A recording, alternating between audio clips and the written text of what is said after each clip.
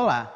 Na dica de hoje, o nosso objetivo será falar de equilíbrio de corpos extensos. Mas antes, precisamos estudar uma grandeza chamada momento de uma força, que no seu cotidiano, como por exemplo, está aplicado no abrir e no fechar de uma porta, no abrir e fechar de uma janela, ou por exemplo, no caso que eu coloquei no quadro, de uma chave, quando você aperta ou desaperta um parafuso.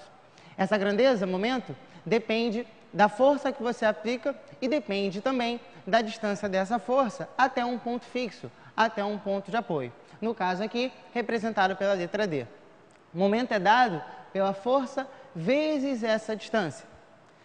Falando então da unidade dessa força, já que eu te apresentei uma grandeza, logo depois eu tenho que te apresentar a unidade dessa grandeza no sistema internacional. Falando no sistema internacional, a unidade de força, Newton. A unidade de distância, metro. Então, a unidade de momento será Newton vezes metro. A gente não pode esquecer que essa força e essa distância têm que ser perpendiculares. Vejamos alguns exemplos particulares. Primeiro exemplo, eu tenho aqui um corpo extenso, só que eu estou aplicando a força exatamente no ponto de apoio, exatamente no ponto fixo. Ou seja, essa distância da força até o ponto fixo é igual a zero. Esse D é igual a zero. Então, quando eu pego F vezes zero, o momento vai dar quanto? Zero. Significa que esse corpo não vai girar. O momento dessa força vai ser igual a zero.